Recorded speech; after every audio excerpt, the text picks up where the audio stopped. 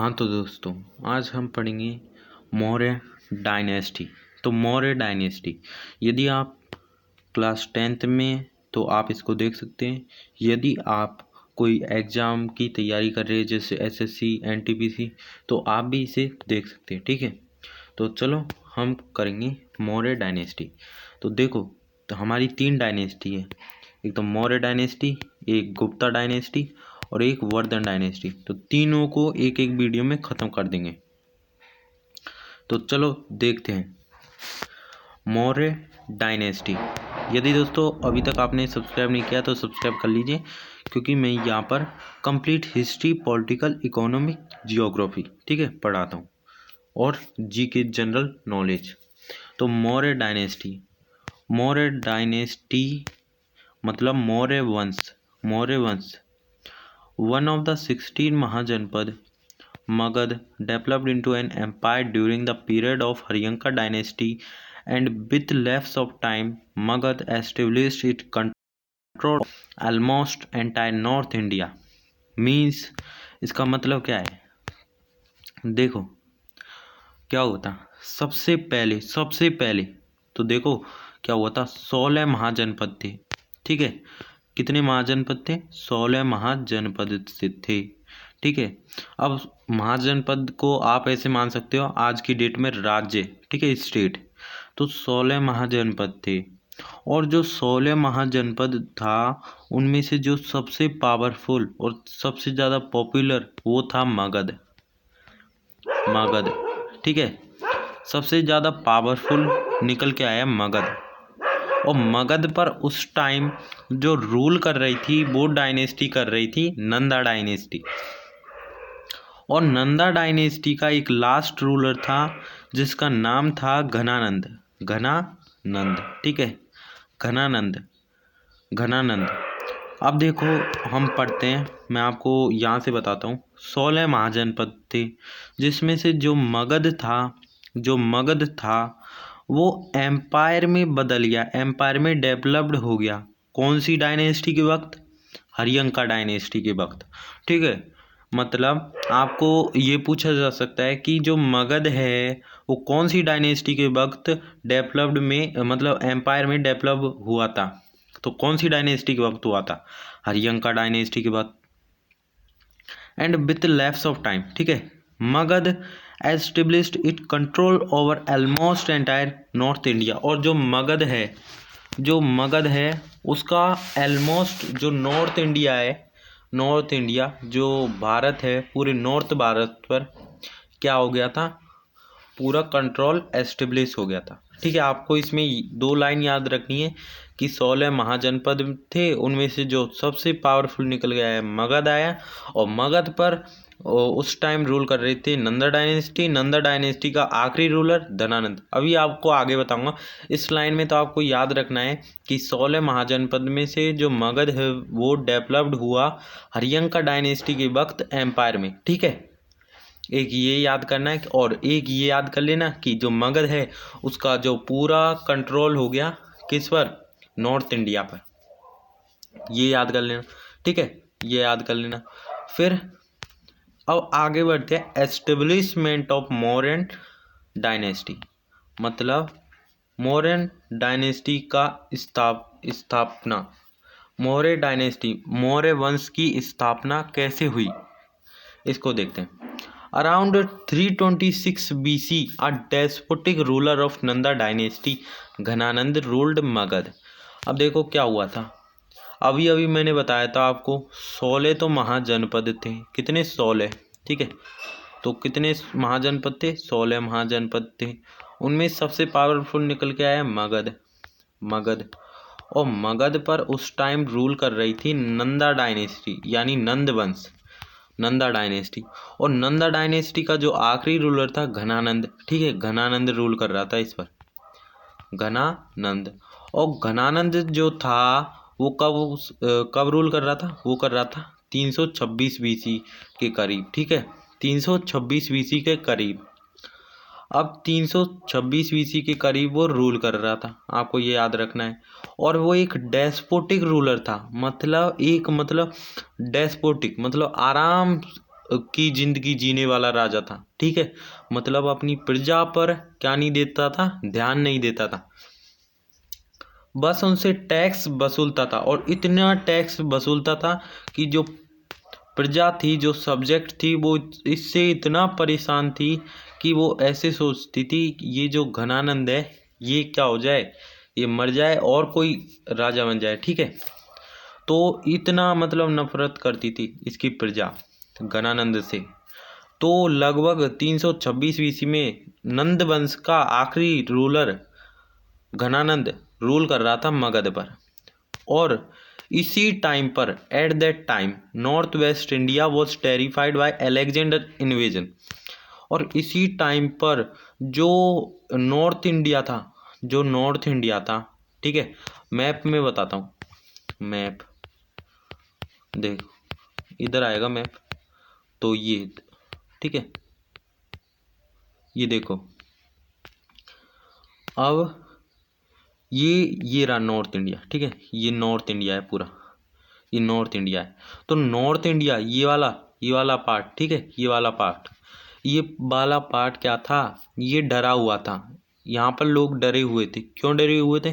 क्योंकि इधर से, ठीक है, इधर से देखो, इधर से एक अलेक्जेंडर नाम का एक मतलब ग्रेट महान रूलर था। ठीक है, ग्रीस का। और वो आया था मतलब पूरे संसार को जीतने। लेकिन क्या हुआ था कि वो यहाँ से ही लौट जाता है, उसको ना जहर दे देता है कोई, या वो मर जाता है। ठीक है, तो वो लौट जाते हैं। लेकिन उस टाइम डरे हुए थे यहाँ पर लोग। ठीक है, यहाँ पर लोग डरे हुए थे। और जो घनानंद है ना, घनानंद, वो रूल कहाँ कर रहा था, वो यहाँ पर रूल कर रहा था। ठीक है, और मैंने बताया था आपको जो मगध है वो सबसे पावरफुल था। तो ये इस पर मगध तो सबसे पावरफुल है, लेकिन इस पर रूलर कैसा है, एक डेस्पोटिक रूलर है। वो तो टैक्स ही बढ़ाए जा रहा था। ठीक है, टैक्स बढ़ाया जा रहा था। अब प्रजा सोच रही थी कि ये तो हम पर टैक्स ही बढ़ाया जा रहा है और ये तो आराम की जिंदगी जी रहा है, ना तो उसको रोकने का प्रयास कर रहा है। ठीक है, किसको, अलेक्जेंडर को। ठीक है, ना कुछ कर रहा है, हमसे टैक्स बढ़ाया जा रहा है। तो the subject were suffering from this atrocities of their king. तो ये मैंने आपको बता दिया है। People of the state were dissatisfied with him because of exploitant taxes. ठीक है, ज़्यादा टैक्स से परेशान थे। अब फिर ऐसी कंडीशन में, इन सच कंडीशन, ऐसी कंडीशन में मगध को ज़रूरत थी एक ऐसे पर्सन की जो सभी प्रॉब्लम्स को एलिमिनेट कर दे। और ये जो प्रॉब्लम्स है ना, ये जो फॉरेन इन्वेजन है, ये जो राइज हुए, इनको क्या करते हैं, इनको ख़त्म कर दे। ठीक है, हमें एक ऐसा पर्सन चाहिए, मतलब मगध को उस टाइम एक ऐसे पर्सन की आवश्यकता थी कि जो सभी प्रॉब्लम्स को क्या करें, एलिमिनेट कर दे, रिमूव कर दे। ठीक है, ख़त्म कर दे। तो in time Kautilya student Chandragupta emerge on the political origin of India and he established a new dynasty called Maurya dynasty.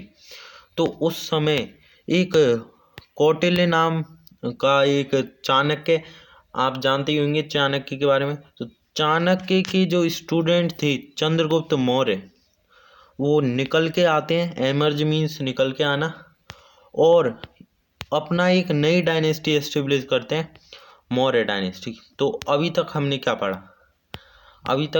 पढ़ा, उसको एक बार रिवाइज सा कर लेते। ठीक है, फिर आगे बढ़ते। तो देखो, अभी तक हमने पढ़ा कि 16 तो महाजनपद थे, उसमें सबसे पावरफुल निकल के आया मगध। और मगध पर रूल कर रहा था कौन, नंद वंश, नंद डायनेस्टी। और नंद डायनेस्टी पर रूल कर रहा था घनानंद। और घनानंद कैसा राजा था, एक डेस्पोटिक राजा था। ठीक है, और लोग क्या थे, इससे परेशान थे घनानंद से। और जो नॉर्थ इंडिया है वो डरा हुआ था किससे, अलेक्जेंडर के इन्वेजन से, अलेक्जेंडर के आक्रमण से। ठीक है, आक्रमण से। तो मगध को एक ऐसे पर्सन की ज़रूरत थी जो ये जो सभी प्रॉब्लम्स है ना, इनको क्या कर दें, इनको एलिमिनेट कर दें। तो उस समय ना एक चाणक्य होते हैं, चाणक्य, और चाणक्य का ये चाणक्य होते हैं और चाणक्य का एक स्टूडेंट होता है, चाणक्य का एक स्टूडेंट होता है जिसका नाम होता है चंद्रगुप्त मौर्य, चंद्रगुप्त मौर्य। तो वो निकल के आता है और सभी प्रॉब्लम्स को क्या करता है, एलिमिनेट कर देता है और एक नई डायनेस्टी एस्टेब्लिश करता है जिसको हम बोलते हैं मौर्य डायनेस्टी। समझ में आ गया। अब यहाँ से कोई सा भी क्वेश्चन बन जाए, ठीक है, इस पैराग्राफ में से, तो आप सभी क्वेश्चनों को कर दोगे और मैं आपसे क्वेश्चन भी पूछूंगा, ठीक है। अभी पहले चंद्रगुप्त मौर्य को पढ़ा देता हूँ। अब देखो, जो चंद्रगुप्त मौर्य मतलब कौटिल्य का स्टूडेंट जो निकल के आया था, उसने एक नई डायनेस्टी एस्टेब्लिश कर दी, मौर्य डायनेस्टी। अब चंद्रगुप्त मौर्य की बायोग्राफी पढ़ेंगे, ठीक है, कि उसने कैसे रूल किया, वो कैसा राजा था, किसकी मदद से उसने इस डायनेस्टी को एस्टेब्लिश किया, उसके मतलब उसके शासनकाल में किसने अटैक किया और उसने कहाँ पर अटैक किया, ठीक है, चंद्रगुप्त मौर्य ने, और इसने कौन सा रिलीजन अपनाया, इसने क्या किया था, ठीक है, उसके बारे में हम देखेंगे। तो एक मिनट, ठीक है। तो चंद्रगुप्त मौर्य, जो चंद्रगुप्त मौर्य था उसका रूल था 322 बीसी से लेके 298 बीसी तक, with the help of his गुरु चाणक्य। तो चाणक्य की मदद से चंद्रगुप्त ने हराया, मतलब चंद्रगुप्त ने प्राप्त किया मगध की राजगद्दी, ठीक है, 25 साल की उम्र में। किसको हराकर, धनानंद को हराकर, जो कि लास्ट रूलर था नंद वंश का। एक और बार बताता हूँ, विद द हेल्प ऑफ गुरु चाणक्य, चाणक्य की मदद से Chandragupta ascended the royal throne of Magadha at the age of 25। और चंद्रगुप्त ने प्राप्त किया, क्या प्राप्त किया, रॉयल प्राप्त किया, मतलब रॉयल राजगद्दी प्राप्त की मगध की 25 साल की उम्र में, ठीक है, किसको हराकर, लास्ट रूलर नंदा डायनेस्टी, कौन था, घनानंद, ठीक है। तो घनानंद को हराकर चाणक्य की सहायता से चंद्रगुप्त मौर्य ने एक नई डायनेस्टी की स्थापना की जिसको हम बोलते हैं मौर्य डायनेस्टी। समझ में आया, ठीक है। अब यहाँ से क्वेश्चन क्या बन सकता है उसको भी देख लेते हैं। इस लाइन से क्वेश्चन क्या बनेगा, तो ऐसे बन सकता है कि किसकी सहायता से चंद्रगुप्त मौर्य ने घनानंद को हराया। तो एक तो ये क्वेश्चन बन सकता है, तो इसका आंसर होगा कि with the help of his गुरु चाणक्य की मदद से चंद्रगुप्त मौर्य ने नंदा डायनेस्टी के आखिरी रूलर घनानंद को हरा दिया। एक ये बन सकता है। दूसरा क्वेश्चन ये बन सकता है कि घनानंद को किसने हराया, ठीक है, घनानंद को किसने हराया और मारा, ठीक है। तो किसने मारा था और हराया था, तो चंद्रगुप्त ने हराया था, ठीक है, चंद्रगुप्त ने। और कितने साल में हराया था चंद्रगुप्त ने, कितनी मतलब साल में मगध की राजगद्दी को प्राप्त कर लिया। तो 25 साल की उम्र में चंद्रगुप्त मौर्य ने मगध की राजगद्दी प्राप्त कर ली। और नंद वंश का आखिरी रूलर कौन था, एक ये बन सकता है, तो कौन था, घनानंद। इसके अलावा एक भी क्वेश्चन नहीं बनेगा, ठीक है। Through is extensive victory campaign Chandragupta Maurya establish the first pan India empire. अब क्या था, उसने क्या किया, घनानंद को तो हरा दिया, ठीक है। अब घनानंद को हरा के उसने अपनी नई डायनेस्टी एस्टेब्लिश कर दी। अब वो रूल करेगा तो वो सोचेगा कि अब मैं अपने एम्पायर को और बढ़ाता हूँ। तो उसने अपने जीते हुए अभियानों की मदद से, ठीक है, एक्सटेंसिव विक्ट्री कैंपेगन मीन्स अभियान। तो उन जीते हुए अभियानों की मदद से चंद्रगुप्त ने पहली बार अखंड भारत का निर्माण किया। बहुत ही इंपॉर्टेंट है। तो पहली बार अखंड भारत का निर्माण किसने किया? चंद्रगुप्त मौर्य ने। एक क्वेश्चन बन जाएगा, ठीक है। Pan India, first pan India empire, इसी को हम बोलते हैं अखंड भारत, ठीक है। तो अब इसमें से क्या क्वेश्चन बनेगा? तो इसमें से बन सकता है कि किसने सबसे पहले अखंड भारत का निर्माण किया या पैन इंडिया एम्पायर का एस्टेब्लिश किया सबसे पहले? तो चंद्रगुप्त मौर्य ने, ठीक है। अब आगे बढ़ते हैं, आगे देखते हैं। इन 305 BC ही defeated a Greek ruler Seleucus Nicator. अब क्या हुआ कि 305 BC में इसने हराया एक ग्रीक रूलर था, सेल्यूकस निकेटर। अब देखो, अभी हमने पढ़ा था, एक मिनट में फिर से बता देता हूँ। अभी हमने पढ़ा था कि फिर से बता देता हूँ, ठीक है। 16 महाजनपद थे, उसमें से मगध सबसे पावरफुल निकल गया है। मगध पर घनानंद रूल कर रहा था, और घनानंद के वक्त क्या कौन से रूलर ने आक्रमण किया था? वो किया था उसने, वो कौन था? अलेक्जेंडर, ठीक है, अभी बताया था मैंने।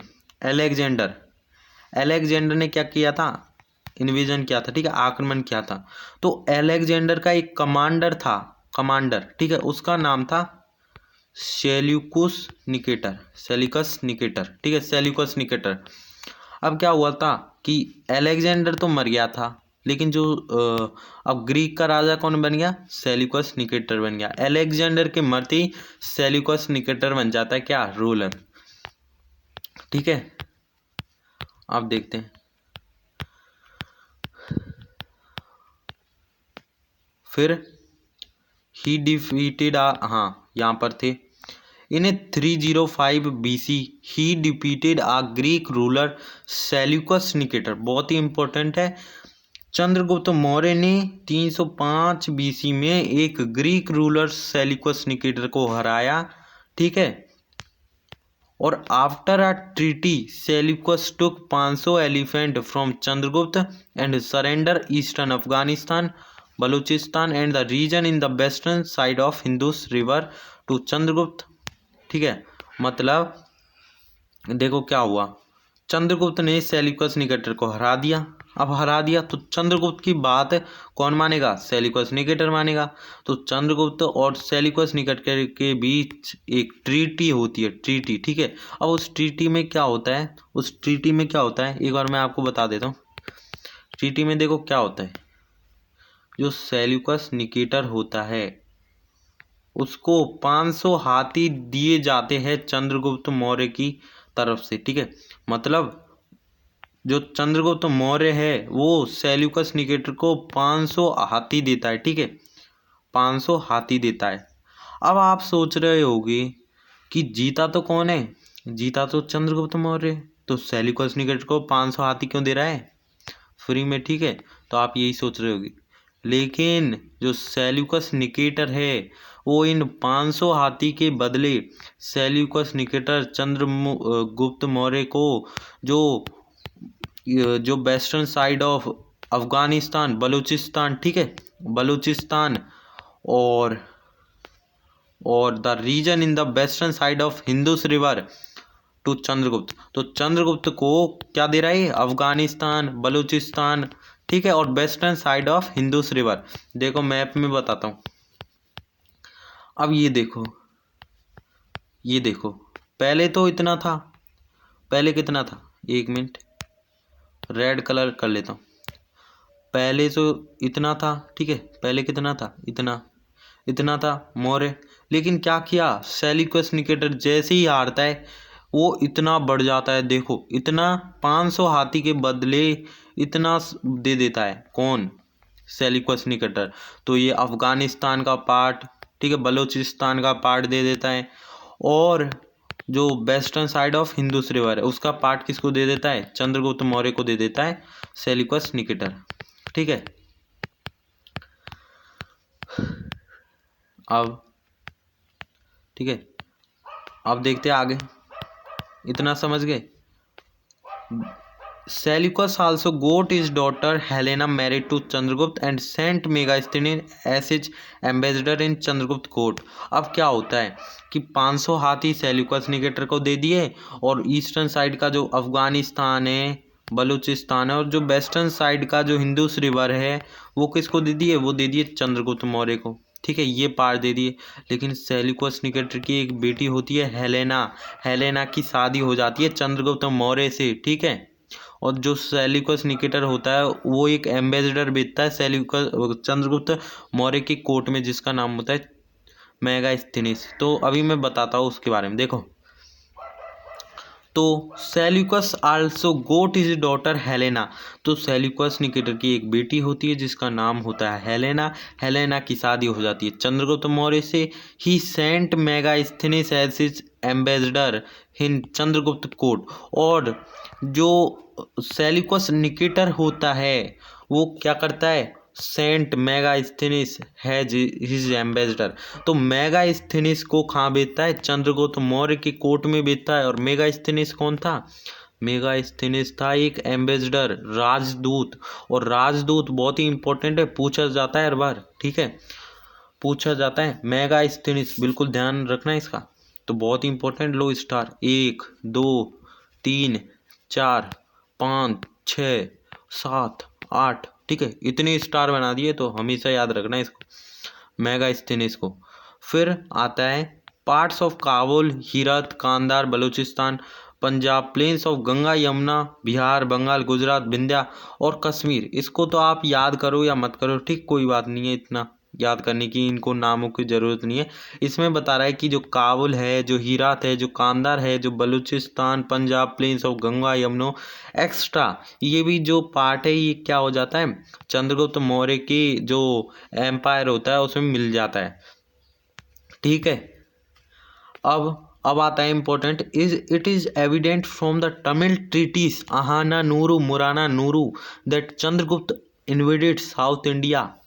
बहुत ही इंपॉर्टेंट है, आहाना नूरू मुराना नूरू, दो तमिल ट्रीटीज है, दो तमिल टेक्स्ट बुक है, आना नूरू और मुराना नूरू। इनके हिसाब से जो चंद्रगुप्त मौर्य है उसने कहाँ पर अटैक किया था, साउथ इंडिया पे अटैक किया था। ठीक है, तो बहुत ही इंपॉर्टेंट है, ऐसे पूछा जा सकता है कि तमिल ट्रीटी कौन सी टेक्स्ट बुक्स के अनुसार चंद्रगुप्त मौर्य ने साउथ इंडिया पे अटैक किया था। ठीक है, साउथ इंडिया पे अटैक किया था, कौन सी बुक है वो, तो वो है Tamil treaties Akananuru मुराना Nuru.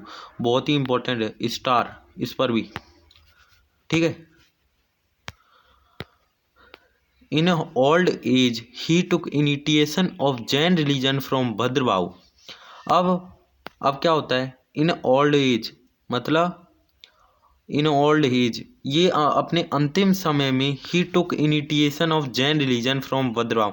अपने अंतिम समय में जो चंद्रगुप्त मौर्य होता है वो जैन रिलीजन को अपना लेता है। बहुत ही इंपॉर्टेंट है, जैन रिलीजन को अपना लेता है भद्रबाहु की इन्फ्लुएंस में आकर। ठीक है,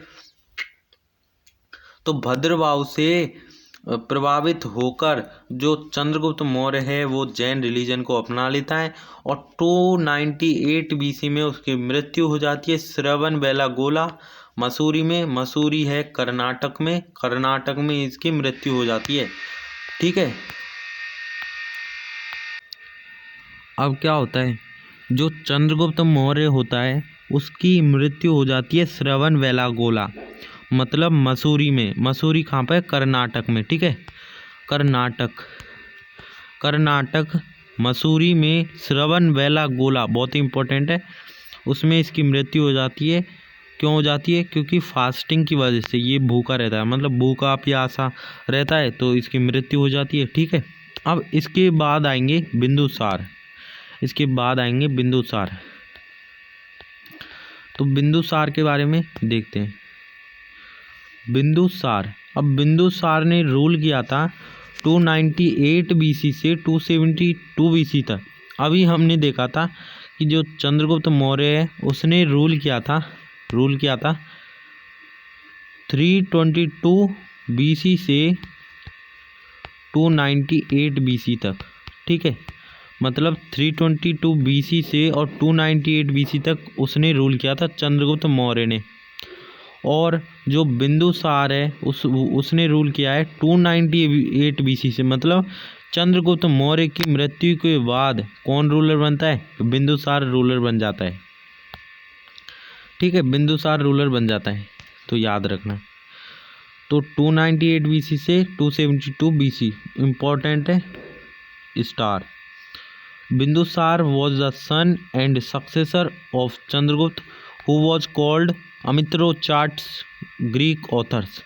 बहुत ही इम्पोर्टेंट है कि बिंदुसार सन है और सक्सेसर है।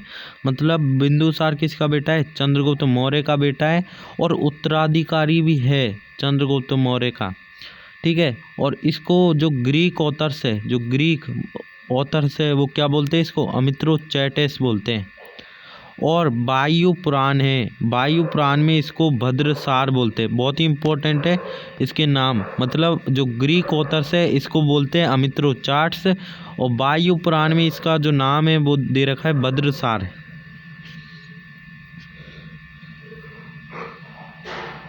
एंड इन जैना टेक्स्ट, और जो जैन टेक्स्ट बुक है उसमें इसका नाम दे रहा है सिंहसेन। सिंहसेन, ठीक है, सिंहसेन। तो ये नाम दे रखे, 3 नाम दे रखे। एक तो अमित्रोचैट्स जो बोलते हैं ग्रीक ऑथर्स, एक दे रखा है वायु पुराण, मतलब वायु पुराण में दे रखा है भद्रसार, और जैन टेक्स्ट बुक में दे रखा है सिंहसेन। ठीक है, ये नाम बहुत ज़रूरी है, तो याद कर लेना। ऐसे पूछा जा सकता है बिंदुसार किसका बेटा था? बिंदुसार को अमित्रोचैट्स कौन बोलते हैं? ग्रीक ऑथर्स बिंदुसार को क्या बोलते हैं? ग्रीक ऑथर्स क्या बोलते हैं बिंदुसार को? अमित्रोचाट्स। वायु पुराण में बिंदुसार का नाम क्या लिखा हुआ है? वायु पुराण में लिखा हुआ है क्या? भद्रसार। और जैन जो बुक है उसमें लिखा हुआ है सिंहसेन। अब नेक्स्ट आगे बढ़ते हैं।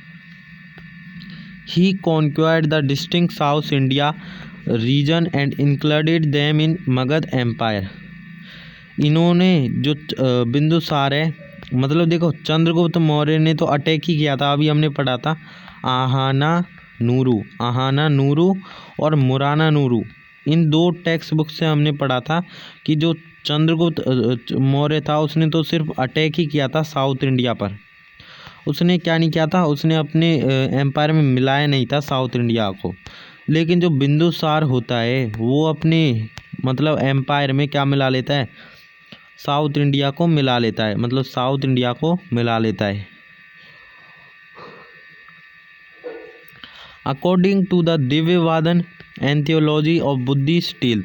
देखो दिव्यवादन एक टेक्स्ट बुक है, इसके अनुसार ये कौन सी टेक्स्ट बुक है? बुद्धिस्ट की टेक्स्ट बुक है। इसके अनुसार दो रिवॉल्ट हुए थे तक्षशिला में। मतलब 2 revolt took place in Takshashila during his design and crush this revolt earlier Ashoka and then elder brother Susima were sent. इसका मतलब है, देखो इधर बताता हूँ क्या हुआ था कि दिव्यवादन के अनुसार जो तक्षशिला है उसमें 2 रिवॉल्ट हो गए थे। ठीक है, उसमें रिवॉल्ट हो गया था और रिवॉल्ट को क्रश करने के लिए बिंदुसार ने सबसे पहले तो अशोक को भेजा, फिर सुसीम को भेजा। ठीक है, अब अशोक और सुसीम कौन है? अशोक और सुसीम बिंदुसार के बेटे हैं, पुत्र। ठीक है, सन। अशोक भी किसका पुत्र है? बिंदुसार का। और सुसीम भी किसका पुत्र है?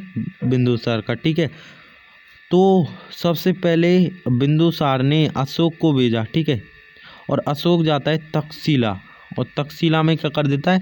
क्रश कर देता है रिवॉल्ट को। लेकिन एक और हो जाता है, इसलिए जो सुसीम है उसको भेजा जाता है और वो भी क्रश कर देता है। दोनों जो भाई होते हैं वो दोनों रिवॉल्ट को क्रश कर देते हैं। ठीक है, तो ये दे रखा है हमारी बुक में। अब क्या आगे? अर्लियर अशोक, ये तो हमने पढ़ लिया ना। सबसे पहले अशोक को भेजा जाता है, फिर उसके भाई सुसीम को भेजा जाता है। In the royal court of Bindusara Greek ruler. बहुत ही इंपॉर्टेंट है कि बिंदुसार के कोर्ट में एक ग्रीक रूलर था।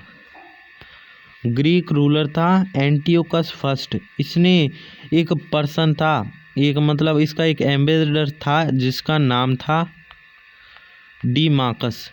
डीमाकस, ठीक है। उसको भेजा था किसके कोर्ट में? बिंदुसार के कोर्ट में। तो यही हमारी लाइन में लिखा हुआ है कि Greek ruler Antiochus first appointed a person named Deimachus. देखो ये लिखा हुआ, named Deimachus as is ambassador. देखो अभी मैंने बताया था, मतलब जो बिंदुसार है उसकी कोर्ट में भेजा गया किसको? डीमाकस को। और अभी अभी हमने पढ़ा था कि जो चंद्रगुप्त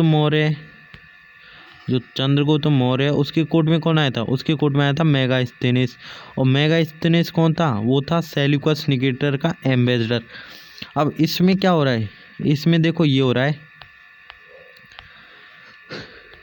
इसमें ये हो रहा है कि जो बिंदुसार है उसके पास ना एक एंटियोकस राजा होता है, उसका एक राजदूत आता है जिसका नाम होता है डीमाकस, ठीक है। अब आगे क्या लिखा हुआ है? Egyptian king Philadelphus had sent an Egyptian ambassador Dionysius Bindusara court. और जो इजिप्टियन किंग होता है, ठीक है, जिसका नाम होता है फिलाडेल्फस या टॉलमी सेकंड, वो भी अपने एक एम्बेसडर को भेजता है जिसका नाम होता है डियोनाइसियस। तो दोनों जो इम्पोर्टेंट है, एक तो है डीमाकस और एक है डियोनाइसियस। डीमाकस किसने भेजा था? वो भेजा था एंटियोकस फर्स्ट ने, और डियोनाइसिस फिटोलमी सेकंड ने या फिलाडेल्फस ने। और ये कहाँ का राजा था? ये था इजिप्ट का, ठीक है। तो ये हमने देख लिया किसके बारे में? ये हमने बिंदुसार के बारे में देख लिया, ठीक है। अब देखते हैं हम अशोक के बारे में। अशोक, तो अशोका द ग्रेट, इसको अशोका द ग्रेट बोला जाता है। अब अभी अभी हमने पढ़ा था कि जो बिंदुसार है, देखो मैं एक बार कहानी बता देता हूँ। जो बिंदुसार है उसके ना 101 पुत्र थे, ऐसा बताया जाता है, ठीक है। 101 पुत्र थे, सन थे, जिनमें से जो सबसे बड़ा था वो था सुसीम, ठीक है। सुसीम कौन था? सबसे बड़ा था। सुसीम कौन था? सबसे बड़ा। और अशोक भी था, ठीक है, अशोक। अब देखो क्या होता है, जो बिंदुसार है वो बचपन से ही अशोक से क्या करते थे? नफरत करते थे अपने बेटे से। क्यों करते थे? क्योंकि ये जो दिखने में ना, मतलब ये बचपन से ही दिखने में अच्छा नहीं था, इसलिए जो बिंदुसार है वो अपने जो छोटे पुत्र है अशोक, उससे क्या करते थे? नफरत करते थे। और जो सुसीम है उससे क्या करते थे? प्यार करते थे। तो जो बिंदुसार है वो क्या चाहते थे कि मेरा बेटा सुसीम क्या बने? राजा बने। किसका? कहाँ का? वो बने मौर्य डायनेस्टी, मौर्य वंश का राजा बने, ठीक है। लेकिन अशोक चाहता था कि मैं बनूं राजा, ठीक है। और इसके जो मंत्री थे वो भी चाहते थे कि अशोक बने राजा। तो क्या होता है कि जो मंत्री होते हैं ना बिंदुसार के, वो किसके साथ देते? वो अशोक के साथ देते हैं, ठीक है। और सुसीम को मार दिया जाता है। अशोक है, सुसीम को मार देता है और बिंदुसार की इच्छा के विरुद्ध अशोक बन जाता है रूलर, ठीक है। तो देखो अशोक के बारे में पढ़ते हैं हम।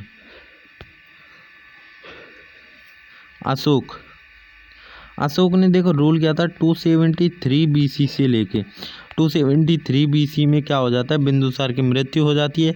तो 232 BC तक कौन रूल करता है? 232 BC तक करता है अशोक। तो 273 BC से 232 BC तक कौन रूल करता है? वो करता है अशोक। तो देखते हैं अशोक के बारे में क्या लिखा है। According to the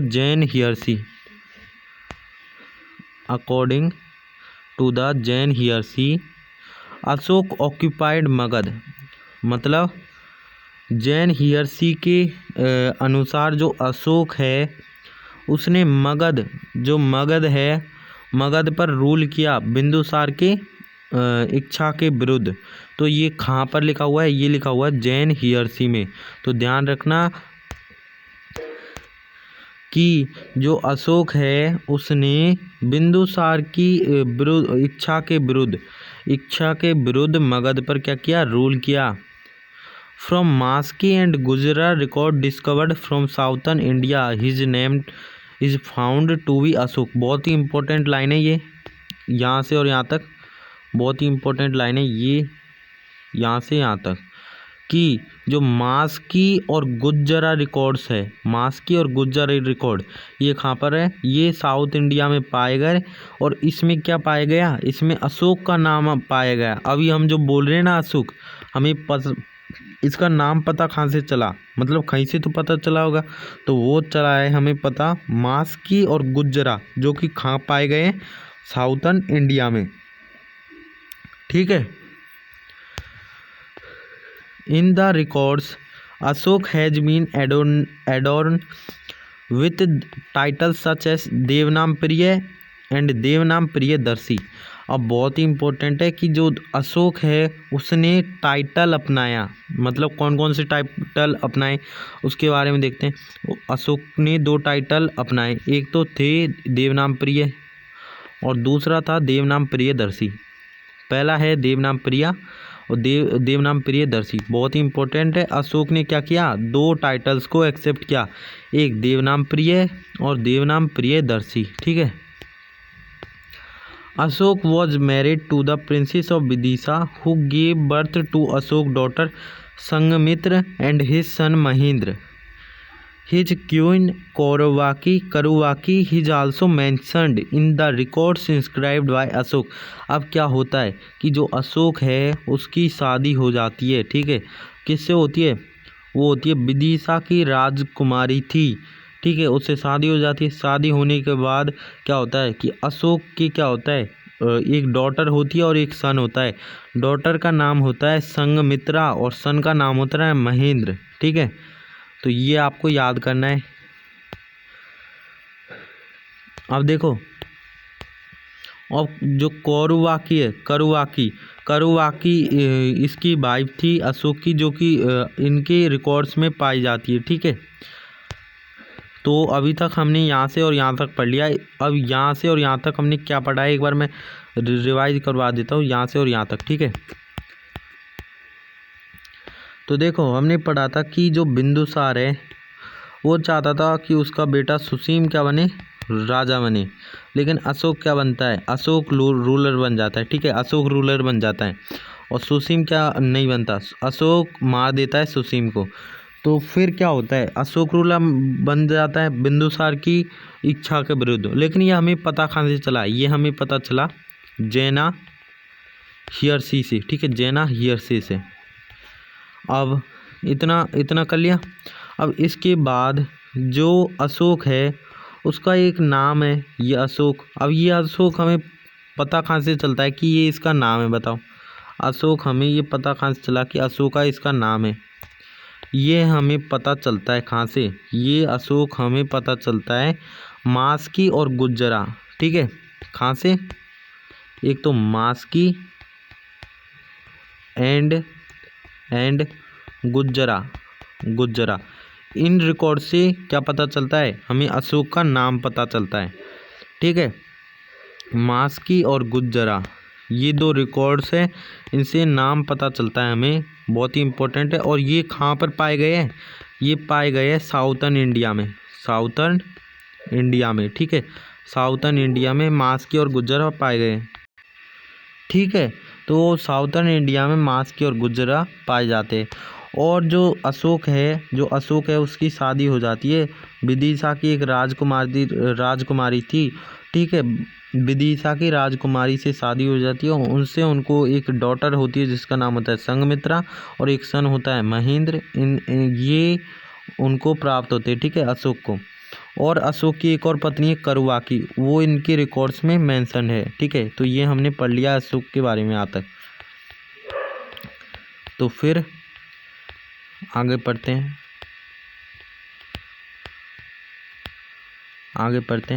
after 7 years of coronation Ashoka included various region of Kashmir and Khotan in is empire. मतलब अब इसका मतलब क्या है, अशोक ने देखो अपने कोरोनेशन के वक्त, मतलब अशोक है उसने अपने जो राज्य अभिषेक हुआ था, उसके वक्त मतलब उस टाइम पर अशोक ने 7 साल मतलब आफ्टर 7 ईयर 7 साल के बाद उसका राज्य अभिषेक हुआ था। तो उसके वक्त उसने कश्मीर और कोटान को अपने राज्य में मिला लिया। ठीक है, जहाँ जहाँ मैं अंडरलाइन कर रहा हूँ आपको वो याद करना है। उसको अपने एम्पायर में मिला लिया। ठीक है, कश्मीर और कोटान को।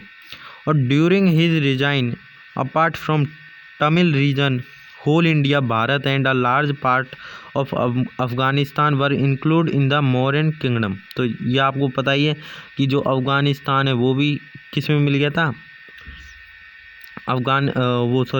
इसमें मिल गया था, इस मौर्य एम्पायर में। ठीक है, अब इन 8th ईयर कोरोनेशन 7वें कोरोनेशन में तो उसने अपने एम्पायर में मिलाया था। ठीक है, कौन कौन सा मिलाया था, कौन कौन सा मतलब राज्य मिलाया था? एक तो कश्मीर और कोटान ये राज्य मिलाया था। लेकिन अब वो सोच रहा था कि मैं साउथ इंडिया में जाऊँ, और साउथ इंडिया में एक कलिंग नाम की जगह है। ठीक है, कलिंग, अभी बताता हूँ मैं कलिंग कहाँ पर है। देखो कलिंग यहाँ पर है। ठीक है, कलिंग यहाँ पर है, यहाँ पर क्या है, कलिंग है। और कलिंग की जो कैपिटल है वो है धौली। ठीक है, याद रखना, अभी हम पढ़ेंगे धौली या तौसाली बोलते हैं, तौसाली। ठीक है, ध्यान रखना, धौली या तौसाली। तो ये जो कलिंग है आज कहाँ पर है ये कलिंग है ओडिशा में। ठीक है, ओडिशा में कलिंग। तो कलिंग को भी ये जो कौन था, अशोक अपने राज्य में मिलाना चाहता था। तो अशोक ने क्या किया, अपने 8वें कोरोनेशन के वक्त कलिंग पर आक्रमण कर दिया। ठीक है, 8वें कोरोनेशन के वक्त कलिंग पर आक्रमण कर दिया। ठीक है, तो इसमें यही लिखा हुआ है, देखो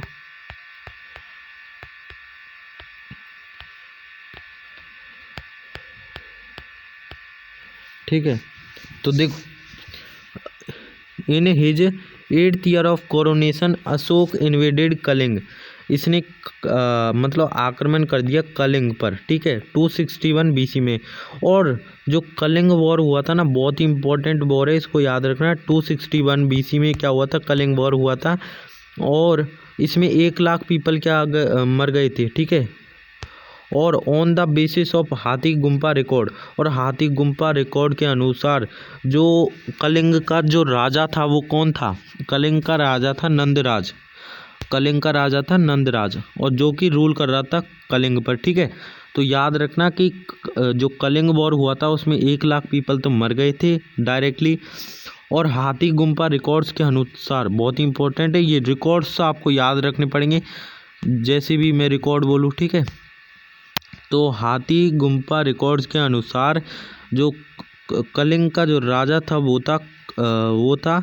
कलिंग का जो राजा था वो था नंदराज। ठीक है, the mass killing distressed Ashoka to such an extent that he renounced weapon forever.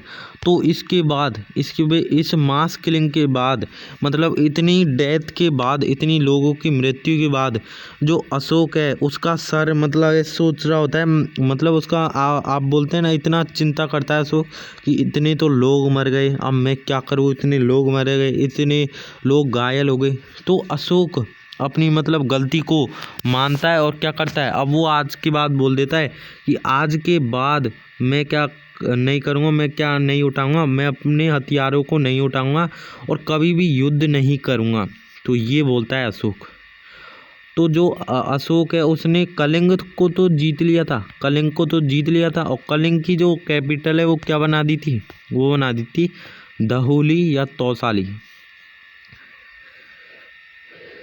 ठीक है, धौली या Tosali was made the capital of Kalinga under the Magadha kingdom. बहुत ही इंपॉर्टेंट है, 1 नंबर का क्वेश्चन आ सकता है। अब की बार आपका ये 5 नंबर का है, तो याद करना। और इसमें 1-1 नंबर की क्वेश्चन बनेंगे, तो मैं आपको बताता चलूँगा।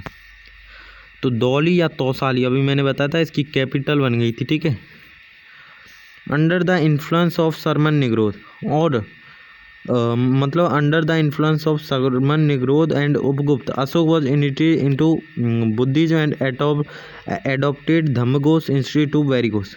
बहुत ही इम्पोर्टेंट है कि जो अशोक है उसने क्या अपना लिया था, बुद्धिज्म अपना लिया था। किसके इन्फ्लुएंस में आकर, शर्मा निग्रोध के और उपगुप्त के इन्फ्लुएंस में आकर, ठीक है। एक मिनट, फिर क्या हुआ था, इनके मतलब इन्फ्लुएंस, इनसे प्रभावित होकर अशोक ने क्या अपना लिया था, बुद्धिज्म को। और इसने अपनी जो पॉलिसी थी बेरीगोस, इसको हटाकर धम्मघोष अपना लिया था। मतलब जो लड़ाई की पॉलिसी थी ना, बेरीगोस मतलब लड़ाई की पॉलिसी थी, उसको था हटा दिया और धम्मघोष को अपना लिया। और according to the Kalhana Rajatarangini, मतलब एक कल्हना एक मतलब वो है राइटर, उन्होंने एक राजतरंगिणी लिखी है। तो कल्हना ने राजतरंगिणी लिखी है, तो उसमें क्या लिखा है, Ashoka was a worshipper of Shiva before embracing Buddhism. मतलब अशोक क्या था, शिवा का वर्शिपर था बुद्धिज्म को अपनाने से पहले, ठीक है। तो याद रखना कि जो अशोक था वो शिव भगवान की पूजा करता था बुद्धिज्म को अपनाने से पहले। Later he came under the influence of Moggali putra Tissa, और बाद में ये क्या हो जाता है, ये मोगली पुत्र टिस्सा के प्रभावित होकर बराबर हिल्स में क्या बनवाता है, 4 गुफा बनवाता है, ठीक है। मतलब मोगली पुत्र टिस्सा के से प्रभावित होकर ये जो अशोक होता है वो बराबर हिल्स में क्या बनवाता है, 4 गुफाएं बनवाता है। अब क्यों बनवाता है बताओ, क्योंकि जो संत या जो लोग हैं जो कि वो करते हैं ना रिलीजियस ट्रेवल, तो उनके रुकने के लिए। तो कौन कौन सी गुफाएं वो देख लेते हैं। एक है सुदामा, पहला है सुदामा याद रखना, सेकंड है चौपर, थर्ड है विश्व झोपड़ी और फोर्थ है कर्ण। तो याद रखना सुदामा, चौपर, विश्व झोपड़ी, कर्ण। सुदामा, चौपर, विश्व झोपड़ी, कर्ण, ठीक है। तो याद हो गया होगा सुदामा, चौपर, विश्व झोपड़ी, कर्ण, ठीक है। He undertook a religious journey to Bodh Gaya in the 10th year of his coronation to Lumbani Kampil Vastu in the 20th year of coronation। अब क्या हुआ था कि इन्होंने जो ये थे ना, ये अशोक, इन्होंने अपनी 10वें कोरोनेशन के वक्त क्या किया था, इन्होंने जो बोध गया है ना, बोध गया की क्या की थी, वो की थी यात्रा। और 12th मतलब 12वें कोरोनेशन के वक्त इन्होंने लुम्बानी की क्या की थी, यात्रा की थी, ठीक है। और ये बहुत ही इंपॉर्टेंट है कि it is the evident from Rummindei record, और रुम्बंदाई रिकॉर्ड से हमें ये पता चलता है कि अशोक ने अपनी जो टैक्स था, अपने जो मौर्य साम्राज्य था उसमें क्या किया था, जो अशोक है उसने टैक्स की मात्रा कम कर दी, ठीक है। टैक्स कम कर दिया, 1/8 से 1/6 कर दिया, ठीक है। अब तो चोलास, चेरास और पांड्या ये क्या थे, ये एक इनके पड़ोसी देश थे और ये इंडिपेंडेंट थे। और ये इंडिपेंडेंट क्यों थे, क्योंकि जो अशोक है, ठीक है, या मौर्य एम्पायर है, उसके उनके साथ, मतलब कौन के साथ, चोलास चेरास पांड्या, इनके साथ क्या थे, अच्छे रिलेशन से, इसलिए जो ये थे ये क्या थे, इंडिपेंडेंट थे, ठीक है। और inscription of Ashok in minor rock edict associated with his coronation, तो इसके राज्य अभिषेक के साथ इसके एक माइनर रॉक एडिक्ट में लिखा हुआ है कि अशोक ने अपने आप को क्या बोला है, अपने आप को बोला है बुद्ध शाक्य, ठीक है। तो बहुत ही इंपॉर्टेंट है कि माइनर रॉक एडिक्ट में लिखा हुआ है कि अशोक ने अपने आप को बुद्ध शाक्य बोला है। तो यहाँ तक हमने पार्ट फर्स्ट में देख लिया, ठीक है, पार्ट फर्स्ट में। अब पार्ट सेकंड में देखेंगे हम धम्म, और आगे भी देखेंगे, ठीक है।